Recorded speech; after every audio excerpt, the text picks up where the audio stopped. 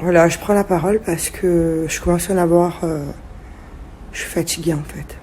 Je suis fatiguée de voir que il y a des gens qui s'acharnent comme ça sur ma fille à chaque fois. À chaque fois, c'est pareil. La dernière fois, elle s'est fait braquer devant chez elle. Alors les autres se font cambrioler, la mienne carrément elle se fait braquer. Et là, on me parle d'une de ses grandes amies. J'avais confiance en cette personne et qui, en plus de la mettre à l'envers, essaie par tous les moyens de détruire ma fille. Et maintenant, ma fille, elle vit à Dubaï. Je suis même pas près d'elle pour la réconforter, pour être près d'elle, pour l'embrasser, pour lui dire maman, tout va bien se passer. Non, moi je suis coincée à Marseille.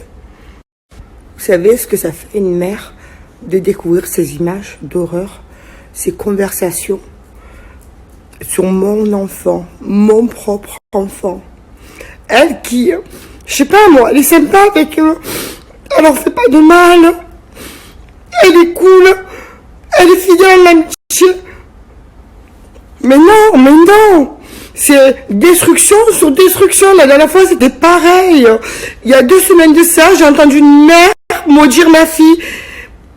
Et là, c'est ça, son amie qui essaye de la détruire par tous les moyens en faisant du vaudou sur elle. Comment voulez-vous qu'elle réagisse? Comment voulez-vous qu'on fasse confiance à des personnes après? Est-ce que c'est normal de subir ça? Je me suis calmée, mais le pire, c'est que, vous comprenez, je suis pas près d'elle. Donc même si je lui parle tout le temps, je lui dis, Maëva, reprends ta vie, c'est pas grave, Mamoun. Reprends ta vie, fais tes snaps, continue ta vie. Mais quand je la vois affectée à ce point-là, à pleurer comme elle a pleuré, à être choquée, je suis choquée, moi, je suis sa mère. Et je suis choquée de ce que je viens de voir, et de ce que j'ai entendu, ce que j'ai lu. Si vous saviez à quel point les gens sont cruels, ils sont méchants, ils sont mauvais. C'est pas possible. Tout ça, pourquoi le soleil, il se lève pour tout le monde. Tout le monde a le droit de briller. C'est pas la fin du monde. Mais le pire, c'est que c'est son ami, c'est son ami. Les amours, je viens de rentrer que c'est pas un sort qu'on en vérité, je suis pas ce donc je vous disais Bon, mes amours, je vous avoue que depuis quelques jours, je suis un peu perturbée. Je compte pas forcément prendre la parole là-dessus. Du moins pas maintenant, je suis pas prête. Voilà, il faut savoir, je pense que vous le savez, que à la base, Marc Blatta, on a des aussi sa femme, mais surtout Marc Blatta, c'était vraiment pas quelqu'un que je portais dans mon cœur. Voilà, c'est quelqu'un à qui j'en ai beaucoup voulu pour des choses. Mais voilà, moi j'ai vu Marc Blatta et Nadé il y a quelques jours avec Maëva. Et on a entendu des choses de fou. Voilà. Ce que vous avez pu voir sur les réseaux il y a quelques jours, c'était juste un petit extrait.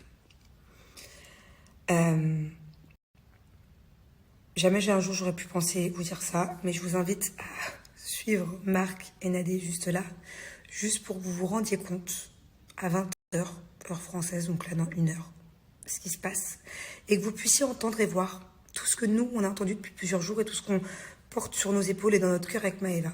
Je sais même pas comment ils vont pouvoir tout vous faire écouter, tout vous montrer, parce que ils ont passé plus de 3 jours à tout regarder, à tout écouter. Nous, en une soirée avec Maëva, déjà, on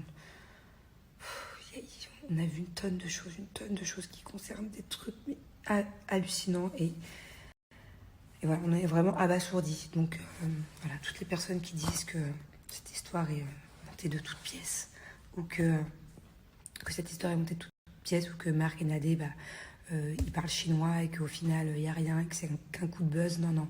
En fait, Marc et Nadé, ils sont en train, ils ont ouvert les yeux à plein de personnes qui sont victimes d'une seule personne. Et pour ça, je les remercie, parce que cette histoire, ça aurait pu durer longtemps. Ça aurait pu encore durer des années. Des années d'hypocrisie, de méchanceté, c'est même pas de la méchanceté à ce stade-là, c'est tout simplement dégueulasse. Voilà. Donc, voilà, je vous donne rendez-vous sur le Snap de Marc, juste là, à 20h, dans 1 heure, dans 45 minutes, pour comprendre la vérité, pour comprendre ce qui nous arrive depuis plusieurs jours. Parce que Maëva, je pense que c'est elle la pire, parce que c'était la personne la plus proche de cette personne. Mais voilà, il n'y a pas qu'elle, il y a plein de gens, il y a même moi et Julien d'ailleurs, il y a beaucoup de gens concernés. Je vous laisse aller voir tout ça, juste là. Là, je suis hyper triste, mais je suis aussi hyper soulagée parce que beaucoup de mes proches ne me croyaient pas, m'écoutaient pas.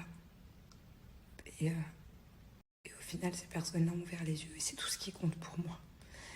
C'est même pas les gens qui me suivaient, même pas ce qu'on a pu dire sur moi depuis plus d'1 an sur les réseaux.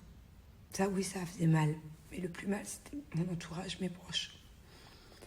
Voilà, et juste pour ça, je me sens super soulagée.